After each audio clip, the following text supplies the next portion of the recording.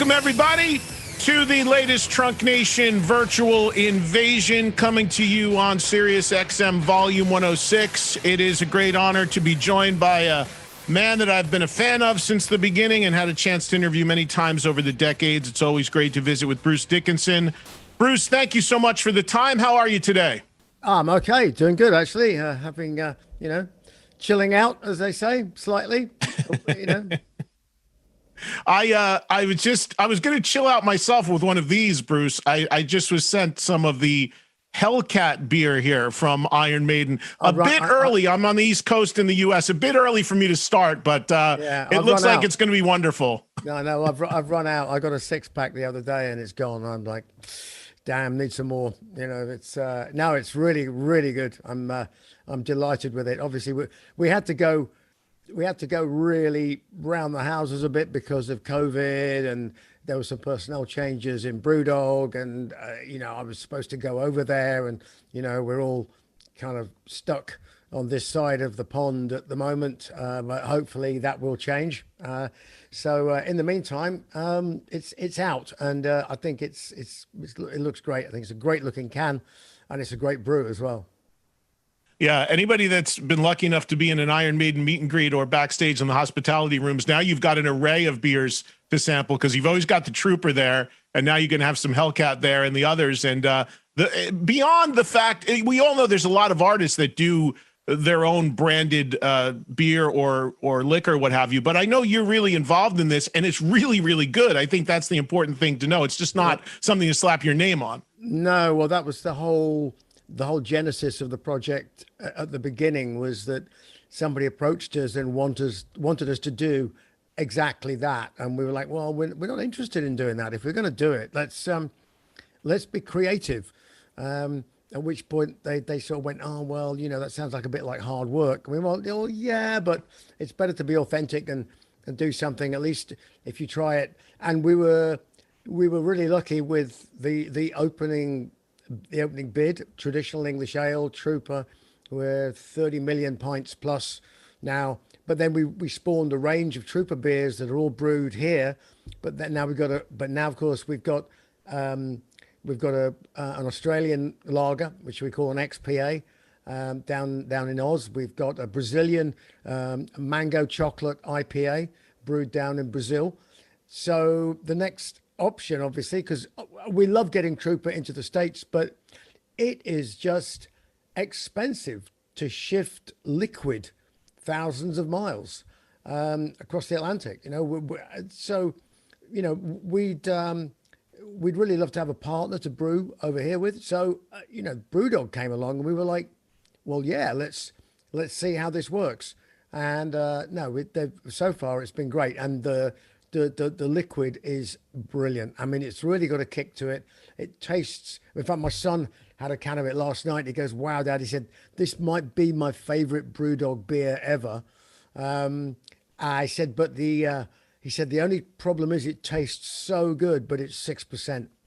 He said, so I couldn't do 4 pints of this. I think he'd have to grow in stature by a couple of 100 pounds, before he could do that. But it is great, and it's up there with a lightweight Belgian in terms of strength, but it scores big on flavor. It's lovely, great beer. Well, I'll be digging in on the weekend. Now, speaking of being creative, another album from Iron Maiden seemingly dropping out of nowhere, and the second Iron Maiden album in a row that's a double studio record. I find it amazing in this era where people say, well, bands should only put out singles now and nobody wants albums and what have you. Leave it to Iron Maiden to buck that trend, and second record in a row that is a double studio record. Let me get this out of the way, Bruce, because before you came on with us, we had a debate among the folks on the team here. The proper pronunciation of the album, Senjutsu or Senjutsu?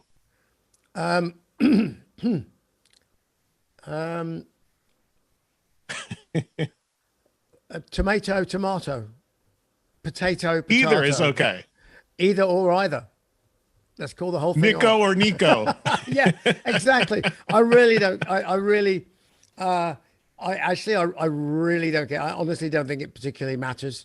I call it senjutsu, um, but senjutsu with it just takes slightly longer to say. That's all. I mean, it's judo, it's jujitsu, or it's ninjutsu. So senjutsu is how I would say it, but I'm not Japanese, so I think we'd have to defer to somebody from Japan for the what might be the correct pronunciation. But that's the great thing about the English language. It's whatever you want it to be. Whose idea was the title for the record and the concept? And somebody who is Japanese now is Eddie, who is brilliant on the cover. It's a brilliant piece of art on the cover image as well. But whose idea was the whole concept for this, Bruce, and the album title? No, that was all Steve. So he came along and said, "Look, I've had this idea, and I think we should call the album Senjutsu." And I was like, "Okay, that's different. Kind of cool. Samurai Eddie. Yeah, that's really cool. What's it mean?" And we got a few different versions of what it actually means. I think the closest you can get to it is that it's kind of the way of strategy and tactics, the philosophy of strategy and tactics. And funnily enough, there is and it's really the only track on the album that is specifically related to things Japanesey. The rest of the album is not really at all, except there's a kind of peripheral one, which is the track Stratego, which obviously there was a board game called Stratego. Well, it turns out that Stratego, the board game, was actually based on a turn of the century French board game, which in its turn was based on what they termed Japanese military chess. And Japanese military chess is otherwise known, I believe, as shogi. And it's a very complex version of chess because basically when you get some pieces to the other side of the board, they change sides. Which starts getting really complicated because actually one side does a takeover. So just at the moment when you think you've won, suddenly your own team turns against you, stabs you in the back. I'm thinking, wow, that's kind of prophetic, but anyway, Japanese military chess, Stratego. So there is this other, weird round the houses link that goes to it. But the rest of the album was just songs that happened. But we always like to put it in a nice box, in a nice framework with something really cool to hang it off. And so, yeah, I mean, Book of Souls, obviously we had the whole Mayan thing, and that was good for a few songs. But again, we had songs on there about the First World War and Fokker triplanes and all kinds of stuff like that. So it doesn't have to be kind of slavishly following a particular storyline. In this case, it just hangs together as a sort of a visual concept, and it's great. I mean, the 3D Eddie was fantastic, and of course we got to slot him into the video as a 3D unit, which was something we didn't think about when we first started the video. But we were like, how could we make this work? Having essentially a 2D video and then having a 3D figure come out of the fire pit at the end. So there was a bit of technical wizardry involved there, which I think worked pretty good. Yeah, the video for the writing on the wall, which you're referencing, is brilliant. People have been able to see that. Just Bruce, overall on the record, I mentioned seemingly to us, the fans, the record kind of came out of nowhere. But in reality, you had been sitting on it for quite a while. And the assumption from me and many others, so many bands made records during the pandemic lockdown because artists were home, they had nothing to do, let's make a record. This actually predated that. Can you fill the audience in on the seeds of this record, when it was written and how it was recorded? Because it was done quite a while ago, correct? Oh yeah, absolutely. I mean, we came off the initial Legacy of the Beast tour, and then we had a gap of several months, probably 6, 7, maybe 8 months before we started in the USA on the Legacy of the Beast tour. and then finished up in South America. So we were touring from kind of August all the way through till end of October time. And in the gap, we said, well, what are we going to do? Yeah, we could just go, Adrian could go do a lot of fishing. We could, David could go and lie on the beach next to his house in Hawaii. Very nice, but we said, well, why don't we take 2 or 3 months? Let's go and use some of the energy from playing live. Let's go and do an album. Heck, why not? And that was the thinking. And Nick, funnily enough, Nick turned up and he was all grumpy. He was all, I don't know why we're doing this. Oh, no, I was like happy in Florida, playing golf, and we said, well, it seemed like a good idea and blah, blah, blah. And, you don't have to be here for the whole time. You go back to Florida, and amazing that we did do it, because if we hadn't have done it then, I mean, we did go out on tour after that. And then we all came back, and then it was Christmas. And then like 3 months later, like the world ended. The original plan was to release the album basically at the end of the summer, in the first iteration of lockdown, if you like. Obviously, we didn't know it was going to be lockdown. We thought we were going to be on tour. And the idea was we would release it then. But obviously that didn't happen. And then the following year, in other words, yeah, kind of like this year, we were supposed to be on tour all this summer. Clearly that was not going to happen either. And we've punted everything forward to next summer. And we thought, well, we cannot wait that long. So we got to go with the album this year. And we faffed around a little bit with exactly when and where and all the rest of it. But during the first lockdown, that's when the idea was seeded to go and spend a lot of time and energy doing a fairly extraordinary animated video. I mean, I say video, I mean, it's more like a kind of little mini 6.5 minute movie. And I thought it would be the sort of thing that might just seize people's imaginations, given that we've never done anything like that before, and given that there would probably be no touring immediately around the album. So that was the thinking on it. And then a few things, when you do stuff like that, things have a habit of happening around it that you never thought of. So that the project takes on its own life. So the kind of tease that we did on the internet, like with all the clues leading up to the release and everything, we never thought about that at the beginning. That was never part of our, I mean, I was involved in the storyboard and the storyline of the video and the making of and all that stuff. And I just thought it would be really cool to have a kind of some kind of world premiere. I was thinking like old school, actual cinemas. But of course, that was impossible. So a mistake that happened during the making of the video kind of produced this flyer, this poster, Belshazzar's Feast. And that's what gave us the idea. And in particular, fantastic girl works in our office, does all of our social media, and she's an internet genius, Sarah Philp. She came up with this whole campaign, did this amazing job on it.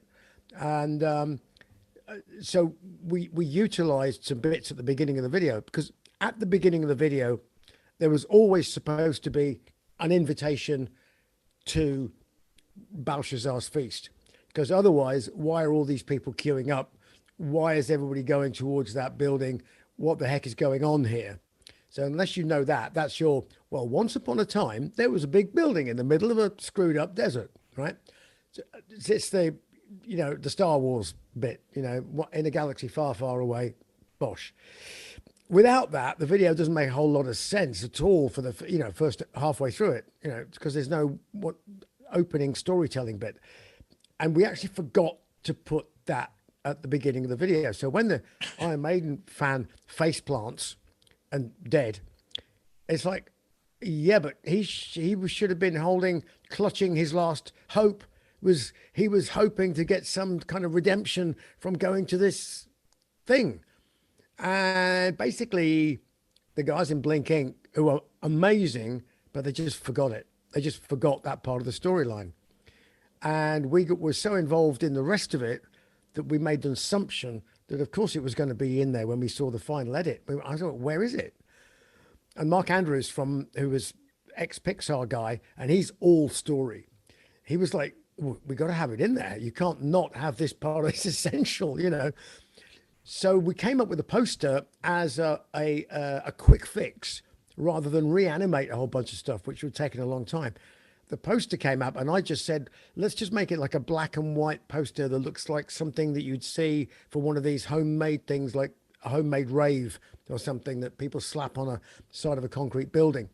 And I just came up with heaven or hell, live forever or live forever, depending on which way you want to, play with the words.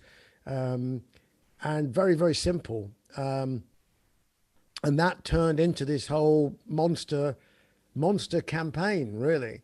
So a lot of things, a bit like our stage shows, when you see the whole thing, you think, wow, they must have spent years planning that. and the truth is, we spent, sort of 3 or 4 months planning 50% of it. And the remaining 50% of what we do on stage and the pyro tricks and things like that end up happening over the course of the first 2 or 3 weeks as ideas occur to us as we do it with a live audience. So things aren't as set in stone. And honestly, those are the fun bits. I mean, they really are.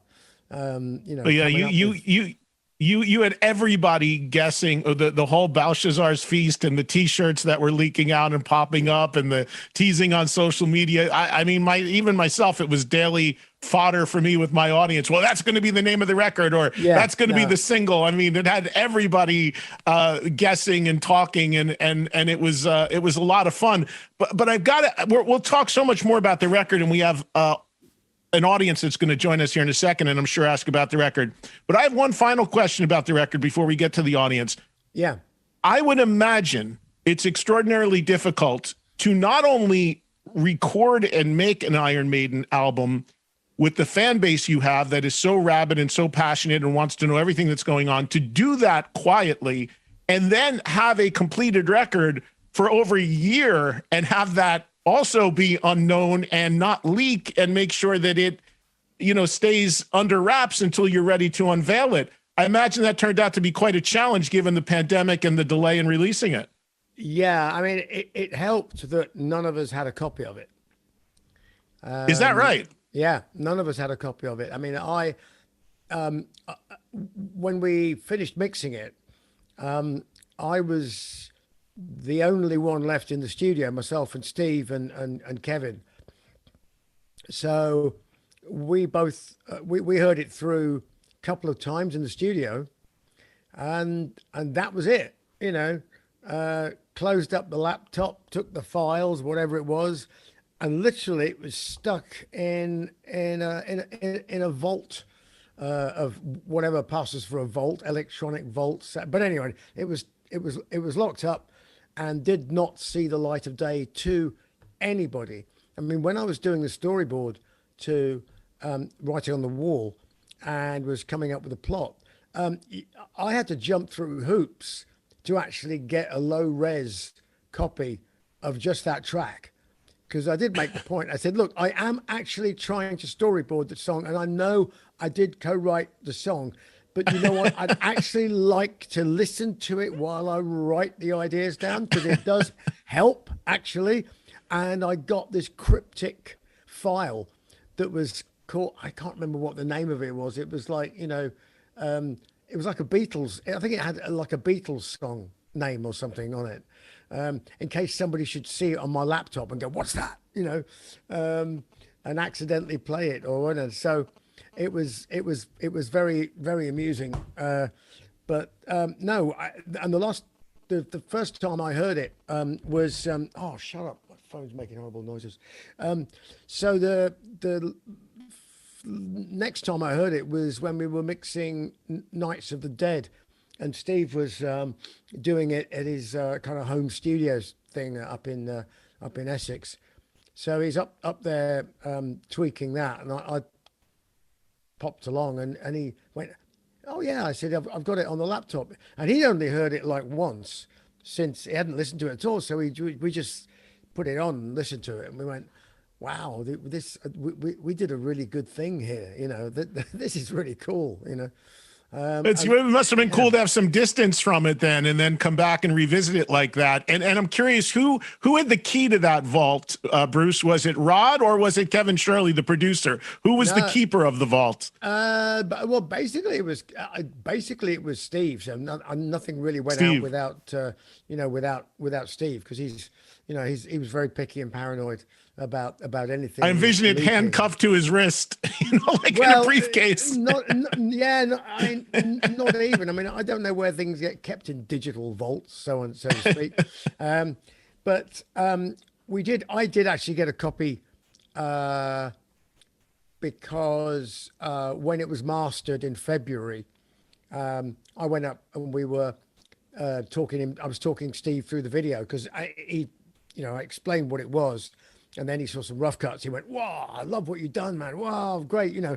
And then I said, "Well, can I go and get it on my laptop so I take a listen to it?" He went, "Yeah, go on then." So I went down to the mastering guy, and basically he just stuck a kind of medium res version on my laptop, because Steve was like, "Oh no, you got to have the whatever it was, a 90 something K version." I went, "Steve, nobody listens to stuff on 90K version. I mean, no, you do, but everybody else listens to it on whatever stuff. So I want to listen to it on the way that most people are going to end up listening to it, which is on Spotify or wherever. I mean, there's going to be a better version, which is going to be, the version that's, that they can actually buy. And obviously there's vinyl and stuff like that. And that will all sound, markedly better than all the stream stuff, because at the end of the day, digital is okay, but it has very different quality levels, as anybody knows who listens to things on YouTube, and stuff gets put on YouTube. And it makes me laugh when people comment on the sound. They're like, "Oh, I don't like the mix of this. It doesn't sound very good." It's like, well, duh, you're listening to it on like a $2 set of speakers and a $2 free download. I mean, what do you think is going to happen to the sound, Compressed to hell, of course. It's horrible. Terrible. But you get all these audio experts. And it's like, well, if you're an audio expert, why are you even bothering to listen it? Why you even bother to comment on something that you're listening to on YouTube?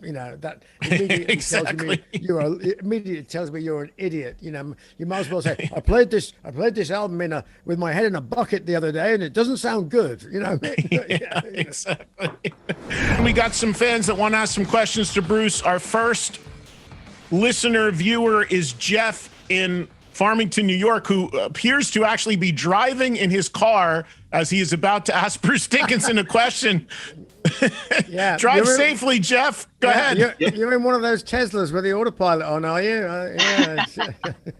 That'll be my next purchase, Bruce. Yeah. But I couldn't pass up the opportunity. So an honor to talk to you. This is incredible. Appreciate it. My question for you was, what songs or song, at least, that you guys haven't played in a while on tour, are you looking at, or would you love to put back in the set list for this upcoming tour?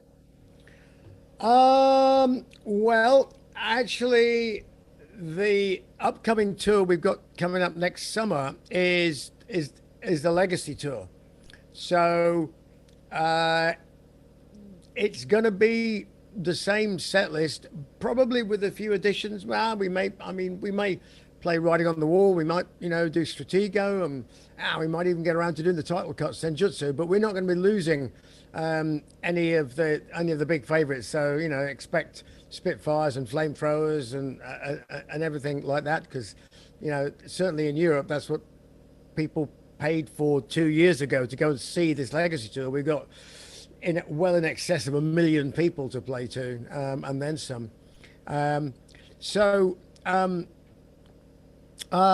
there will be, I'm certain, another tour in which we will do some songs that, yeah, we haven't played for a long, long time. I mean, there's all kinds of ways you can. We've got such a repertoire now.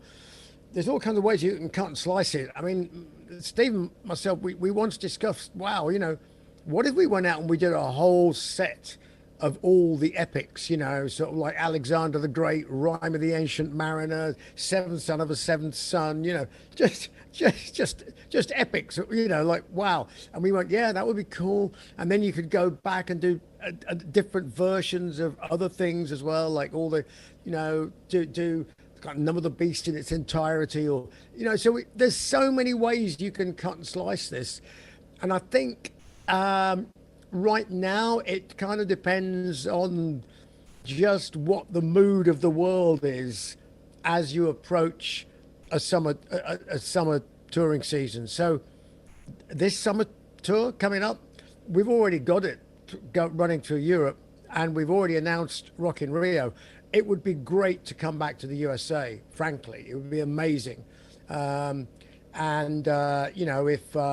Uncle Joe lets us back in, then it'll all be great to get back out there and do some stuff.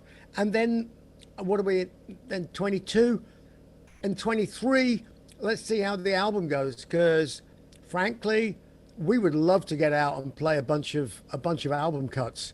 And I'm absolutely certain we wouldn't be playing, festivals, and we'd be playing arenas, and it would be to people that love the album. So okay, instead of doing 3 nights, you just do 1 night, but you do 1 night of really compressed, tight album stuff. We did the Book of Souls basically, or no, Matter of Life and Death. We did it effectively almost in its entirety, and we know how successful that was, because we came back the next year. And goodness me, the ticket sales were through the roof. So although a bunch of people got grumpy about it, where's my song? I only want to listen to songs that are 40 years old. And yeah, respect that. But there's a lot of people that have grown up with the band since and would like to hear us do stuff. Okay, maybe not everybody, but a significant proportion of our fans would really get off on that. Some smaller shows and things. It's something we'd like to do, but it just depends on how the world is. I'm hopeful that by the time we get to next summer, this pandemic will be behind us, and we can just get back to doing what we do. The Legacy of the Beast tour that you said you're going to continue was remarkably well received around the world, and an incredible show. I got a chance to see it a couple times. You mentioned doing a set of epics. The last 3 songs on the new album are all over 10 minutes long. The majority of the songs on the record are 7, 8, 10, 12 minutes long. What is it lately with Iron Maiden and the extended long songs? Is it just you guys flexing your prog muscles, or how does that happen? No, we're both, Steve and I are partially responsible, partially irresponsible. I mean, I did the whole thing about the airship disaster, the R101, which, was, God, what was that, 18 minutes or something crazy. And that was basically arranged for an orchestra, which at the time we didn't have. And we also didn't have a pianist, because although I played it on piano, my piano skills are literally 2-fingered plinky plonk, So although I could compose it on piano, I'm damned if I could play it properly on piano. So we actually had to do it with me playing MIDI. And I'm a rubbish pianist. And I would have loved to have had a proper pianist playing that with us in the studio, but we didn't have one, and we were under the pressures of time, so I had to do it. For this album, Steve is a big fan of prog, and as am I, and I was talking to somebody else about this, about the the relative different bands that we both liked. So Steve, for example, a big fan of Jethro Tull. I'm also a big fan of Jethro Tull. He loves Passion Play, Thick as a Brick. I'm more Aqualung and the early stuff, you know. So, but nevertheless, we both meet in the middle there. He's a big Genesis fan, you know, the Peter Gabriel Genesis. Lamb Lies Down on Broadway. He loves all that. Me, I'm not crazy about Genesis, but I loved Peter Gabriel. I think it was his third album, solo album, Intruder, No Self Control, scary, dark, really moody stuff. And there was a band called Van der Graaf Generator, who were contemporaries of Genesis, and they were in a way, they were even a bit more out there than Genesis. Well, I loved them, you know, and I, you know, borrowed bits off Peter Hamill, their vocalist, vocal style and things. So we both have this prog thing spinning around our heads, along with, you know, Thin Lizzy, Deep Purple, Sabbath. He's a great fan of Nectar and the Scorpions, you know. And then I was, funny enough, I was not that crazy about Judas Priest until I toured with them. With Maiden. And indeed, the Scorpions the same. So, you know, I never really got into Priest that much, apart from like Sad Wings of Destiny, until I toured with them. And then I went, wow, they do some really cool stuff, you know. And that was a great album that we toured with them on. So those are all the kind of influences that are, you know, pinging around that end up with us doing all these great long songs. And I don't mind them because he's kind of, I mean, some of the stuff, I mean, like the Parchment, I mean, is almost like self-hypnosis listening to that. I mean, it really is, you know. It's you know, it's like you're getting sleepy. Well, there's a lot, Bruce, there's a lot of moments in those long songs too where they're instrumental passages. So I would imagine if you play them live, for you as the singer, it's a nice break for you, because even though you tend to stay out there and run around a bit, you could walk off for 5-10 minutes if you wanted to at times. In the Parchment, I'll be round the back having a glass of non-alcoholic water. I mean, I get a 5.5 minute tea break in the middle of Parchment, but then you have to come out and squeeze your nuts afterwards. So you know, you pay for it in the end. I mean, there's a lot of stuff on this album which is you know, it's lower in the range, but it's compensated for by some stuff which is really like you know, up there. So yeah. And it's good. All right, let's get. Yeah, go on. I want to get the other callers, and we could talk forever about this. I appreciate. And by the way, speaking of Jethro Tull, that love of Tull for Maiden goes way, way back, because we all know Maiden did a phenomenal version of Cross-Eyed Mary many decades ago, and that was the first time we knew about the love of Tull. Let's bring in James right now, and James is joining us from St. Francis, Kansas. Hi, James. Thanks for waiting. You are on with Bruce Dickinson. Hi, Eddie. Hi, Bruce. Thank you. Great honor. Hey, Bruce. Did you just say hi, Eddie? Ah, I've got it. Oh, sorry. I thought I was going to have my monster. My monster from its slab began to rise. I've got him right here too. Yeah. That one's more handsome than me, though. Right. Hey, Bruce, with the plethora of songs from the Iron Maiden catalog, what's your favorite to perform live? And is there an air from the band's catalog that you enjoy doing live the most? Well, we haven't done one of the songs I really enjoy doing it, and in fact, because I keep in lockdown. Basically, I was just trying to improve my Iron Maiden pinball score, and of course, we got some really cool tracks on the pinball machine, including Rime of the Ancient Mariner, which we haven't done for ages, and I just love doing that song. It's the storytelling element of it is genius, and then the breakdown, the moody bit with the, you know, then into the curse it lives on in your eyes. But it just gives me goosebumps just listening to it and thinking, wow, you know, we're going to do that again one day. That's just awesome. So stuff like that. I mean, I'd love to do one or two rarities off of, you know, I mean, I'd love to do The Prisoner again. Stranger in a Strange Land, stuff like that. I like things that have that little bit of a groove to them. Yeah.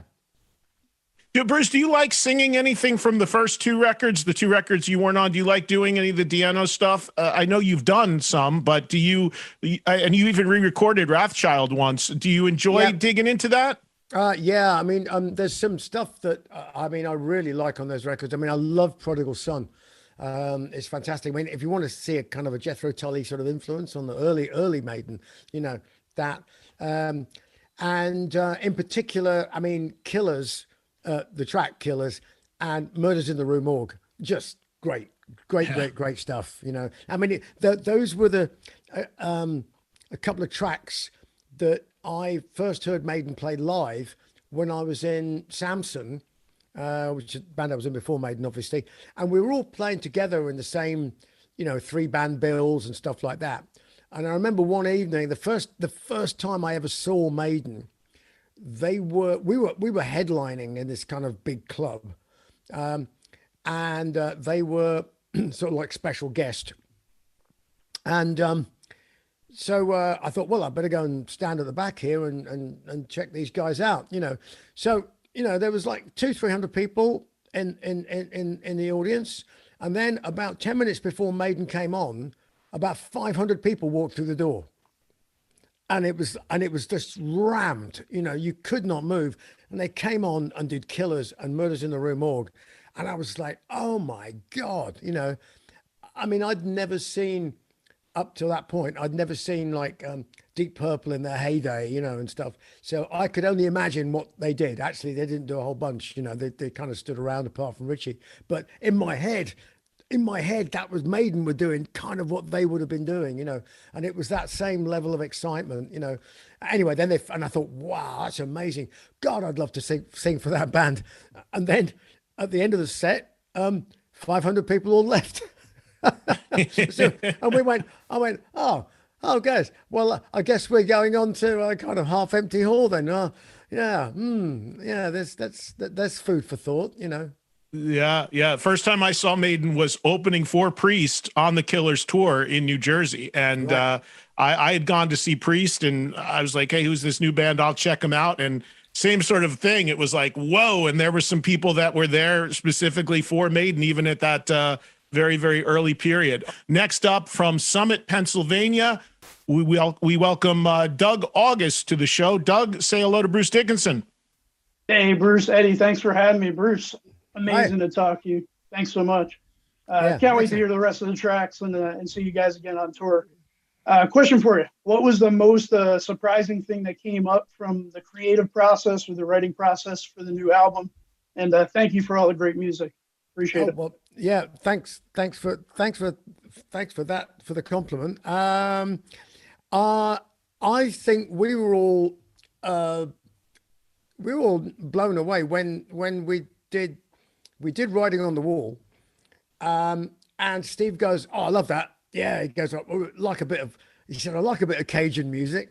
And Adrian and I mean, you could have like knocked us down with a feather. We were like, a bit of Cajun music. I didn't really think it was Cajun, but yeah, whatever, you know what I mean? And he said, no, it's got to be the first track. I went, wow, cool, okay. Because it was really different for us to do that track. I mean, that's as close to a classic rock track, which is because it just felt right. It was fun, you know, it's anthemic track, fun, bang, you know. And so, yeah, we were kind of pleased with that. But also on the new record, in particular, obviously people single out the guitar players and they've all done amazing jobs on the record. But Nico's playing on this record is outstanding because he's just got this groove going down now. And I mean, the title cut, Senjutsu, just starts off just laying down this really dramatic groove, and it just rocks solidly. And there's the Maiden gallops throughout, but it's not kind of kind of adolescent maiden gallops. It's not like for the sake of it. Like every song's not like da, da, da, da, da, da, da, da, da, you know. But there's moments in every song when it kicks in, and by God, when it kicks in. I mean, there's a song called Time Machine, which is one of my favorites on the record, and there's a part in that song when it just lifts. I mean, it's like those bits in Irish traditional music when you're fiddling away, and then it just has this key change, and everybody just wants to jump up and down and go, "I'll have another 10 shots. I'll have, you know, whoa, you know." And it's that moment, and I just see seas of people's heads bobbing up and down when it happens. And there's so much stuff like that on the record. So yeah, I think it was writing on the wall. There's moments on it as well. So in the one of the long, so there's a few of the intros are really atmospheric. I mean, will really surprise people. I mean, they honestly, you know, you will actually think for a moment that you'd stepped into the Moody Blues in sort of like the late 60s on one or two of the intros. Not for long, but that's kind of where we're going with this, with the colors and things, because we can, you know, and it is taking an audience on a little kind of musical exploration, but it's got everything, you know. It's not one dimensional, this record. There's a song on the record called "The Parchment" that really jumped out at me, and that almost had a Kashmir-like hypnotic vibe to it at times. That was amazing. Yeah, come to me. It's that moment, you know what I mean? It's, you know, it's like having Car. It's like having Car sitting on your shoulder. Jungle Book, you know what I mean? And also a track called "Darkest Hour" jumped out at me too, and the guitar playing in that is brilliant. And yes, Nico's, it's amazing. And Nico's performance throughout the record just incredible as well, as you mentioned. Let's bring Sam from Wyoming, Pennsylvania, on with us to ask Bruce a question. Sam, thank you for listening and watching, and welcome. Hey, thanks for having me, guys. This is quite a kick. Bruce, your music's been part of my life for a long time. Thanks so much for it. My question is. Maiden has shown throughout the years to have a tendency to keep producers for a long time. You had the late, great Martin Birch for the first half of your career. And now since you've rejoined the band in 2000, you guys have sort of settled on Kevin Shirley. What is it about Kevin that keeps you guys going back to the well? I think he does great work, but I'm just curious to know what specifically is it that keeps you guys going back to Kevin for album after album? Well, partly, you know, Kevin's a very good producer. He's a very good, knowledgeable, technical producer. But we are difficult to work with. I mean, I have never worked with, I mean, I haven't worked with that many bands, but I know how I've worked with a fair number of musicians, and I know, you know, in general, how people tend to work. Nobody works like we do. We are definitely a one-off. You know, the way things get put together, all the funny little protocols and the little politics within the band, not in a bad way. This is just the way it works. I imagine it's kind of the same in the Rolling Stones. I imagine the Rolling Stones, it's not like working with anybody else. It's like, you know, it's what are they doing now? It's like, well, they're the Rolling Stones. They always do that on a Thursday, you know, and they've done it for 45 years. That's what they do on a Thursday, you know, and nobody interferes with that, you know, and it's the same with us. You know, we have all these little eccentricities that we frankly, we couldn't work I don't think we could work any other way. I mean, I do albums. Obviously I've done solo albums and things, you know, working with Roy and some great musicians. And you work in a more kind of traditional way, and Adrian's done records and works in a more traditional way. But we as a band need to get together and play in a big room and actually make a lot of noise and I mean, it's old school stuff. I mean, and when people say, you know, you're kind of like, you know, dinosaur rock. I'm like, yeah, it's good. It's like, you know, and that's not a bad thing. You know, how many dinosaurs are there left in the world? You know, if you're going to be a dinosaur, you want to be a T-Rex, Oh, what do you feed a T-Rex? Anything it wants, dude. And it's kind of like that with being the producer of Iron Maiden, is you're part of the team, but you got to play by our rules, And there's a lot of producers I couldn't cope. Not that they're not incapable of doing stuff, but they would rapidly come up against a brick wall with some of our opinions and practices in studio, So Kevin Shirley, the Maiden Whisperer, we'll leave it at that. He makes it all work. We're going to get two more quick ones in here because time is running short. So we want to let these last two folks jump in real quick. This is Jorge Ramos, who is in Austin, Texas. Jorge, you're on with Bruce Dickinson. First of all, thank you guys, Eddie, Bruce, Sirius, for doing this. I really appreciate it. And my question to Bruce is, what is your opinion about live stream shows? And were there ever any discussions within the band to film and have a live stream set to promote the new album? Or do you guys only want to play this material live to an audience whenever the industry backs up? There was a discussion that lasted about 30 seconds. And we just went, no way. That's, because with the best will in the world, first of all, we hate doing videos. And we hate doing videos, and that's kind of pretending, and to actually go and do a live show without a live audience is the worst of all possible worlds, So yeah, we need to feed off that audience, and the audience needs to feed off us. Having us just stand there like glove puppets, pretending, doesn't cut the mustard. It's like having, it's like watching your favorite sports team playing against holograms, and pretending to fall over when they're tackled and stuff like that. It just sucks.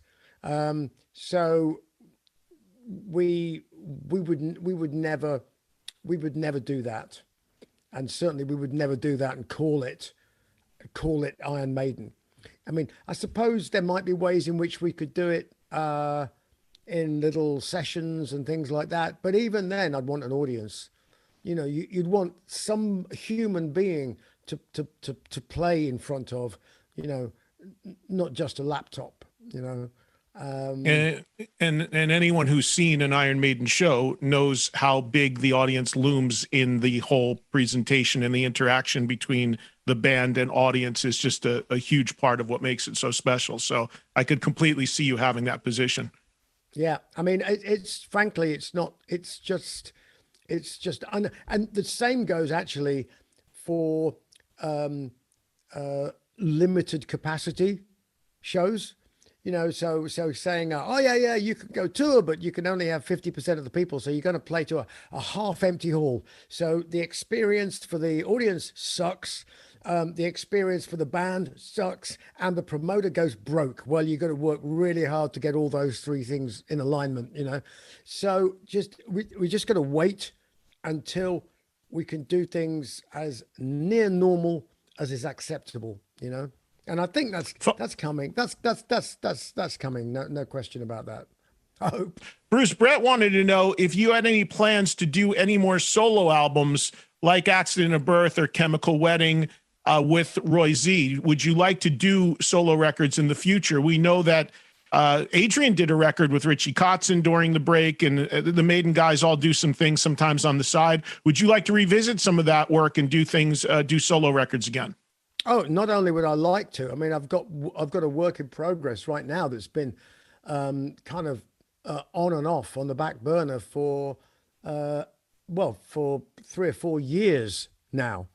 And basically I since the pandemic happened, I've had loads of time, but I can't go to America to do it, to finish up the writing for it, start the recording process and do all that stuff. So I'm just waiting for Uncle Joe, to let me into America.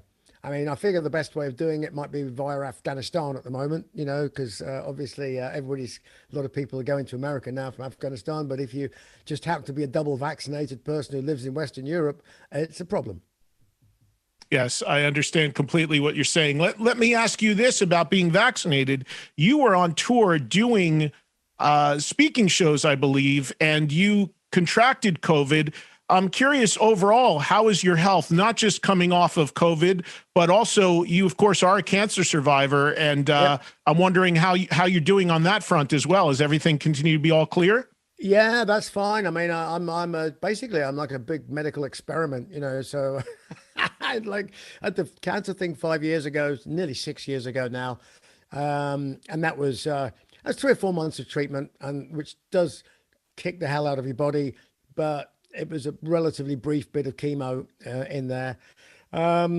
So yeah, I had my double shot of vaccine back in May. Everything hunky dory, and then I got what people are calling a breakthrough COVID infection, which was just like it's a bit more than a flu. I mean, I would really caution against people who go, "Oh, it's just a flu." No, it's not. And I know a lot of people who are not vaccinated, not because they didn't want to be, but they were like too young to get it initially. And, you know, 22, 23, 24-year-old people who have not been able to get out of bed for 6, 8 weeks after it. They've been really sick, ongoing, and not in hospital, but their life is really screwed up.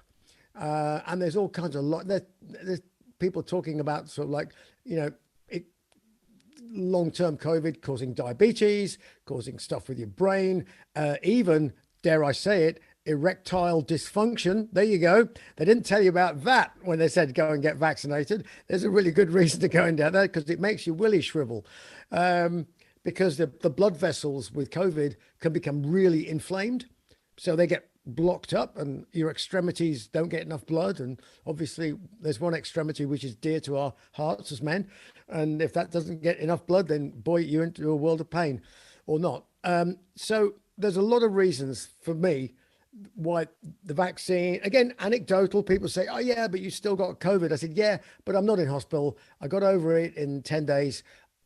It took me about a week after that to get my smell back and to get, to start feeling more normal, get energy and stuff. But this is not just an ordinary common or garden flu. And honestly, it's my personal opinion. I'm not forcing anybody to go and do stuff, but I would advise anybody to just go ahead and get the vaccine.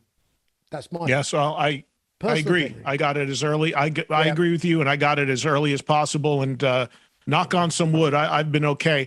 Final thing, I just remembered this. I have a good friend that's a filmmaker who told me that there was some discussion that he would be working with you on potentially doing a biopic on your experience in Sarajevo. Can you comment on that?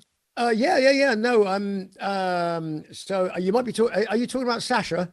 Sasha, yes. Yeah, Sasha. So Sasha and I have been bouncing ideas around. Funnily enough, Sasha also does a lot of work with Kurt Sutter. And Kurt and I have also been bouncing ideas around. Kurt was the writer of Sons of Anarchy. Sons of Anarchy, binge watching Sons of Anarchy was what gave me the idea to have the 4 bikers of the apocalypse in the video. So it was a real thrill for me to get talking Zoom calls about script writing, screenwriting, and graphic novel writing with Kurt. That might turn up into something on its own anyway at some point. But yeah, Sasha and I have kind of timelined the story of the trip into Sarajevo, in which I have to say it's not really a biopic about me. I'm the excuse for making the film about the overall environment. It's an incredible story, but the people who are involved on the periphery and central to it in Sarajevo itself, their stories are more, I think, more interesting.